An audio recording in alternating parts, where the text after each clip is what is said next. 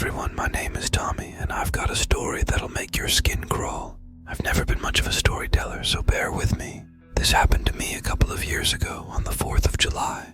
You might think nothing bad happens on such a festive day, but let me tell you, it was the most terrifying experience of my life. So it was a hot summer day, and the city was buzzing with excitement. People were out in the streets, waving flags and prepping for the fireworks show. I had the day off and I figured, why not treat myself to a massage? I'd been feeling pretty stressed out lately, and I thought it'd be the perfect way to relax before joining my buddies for the evening festivities. I headed to this massage parlor downtown. It wasn't some fancy place, just your average joint.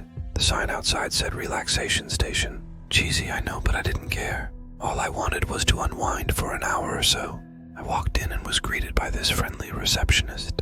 She was in her mid-30s, with a warm smile that made me feel at ease right away. After filling out some paperwork, I was led to a dimly lit room with soft, soothing music playing in the background.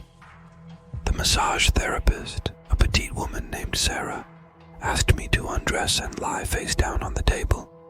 She seemed nice enough, professional and all that. I did as she said and waited for her to come back. As I lay there, I could feel myself starting to relax.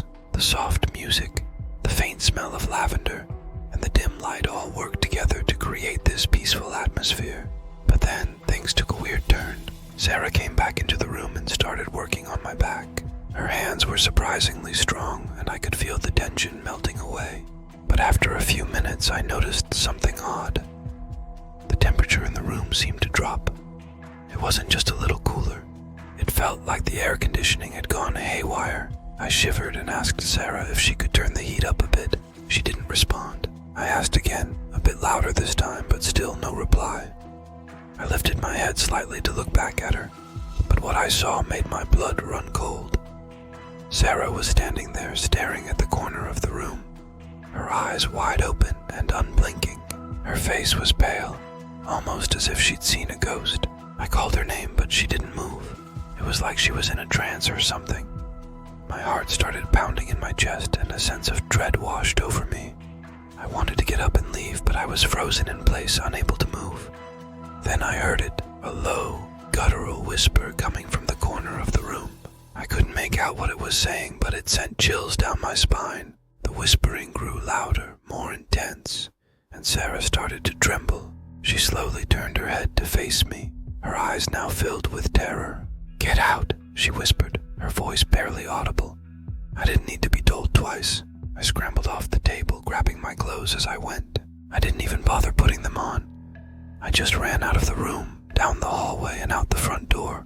I didn't stop until I was a good few blocks away. Breathing heavily, I glanced back at the massage parlor. It looked normal from the outside, like nothing had happened. But I knew what I experienced was real. I quickly got dressed and headed to meet my friends, trying to shake off the fear that still gripped me. I never went back to that place, and I never told anyone about what happened until now. Every time I think about it, I can still hear that whisper, feel that icy chill, and see Sarah's terrified face. It's something that'll haunt me forever. So if you're ever in downtown on the 4th of July, and you see the sign for relaxation station, do yourself a favor and stay away.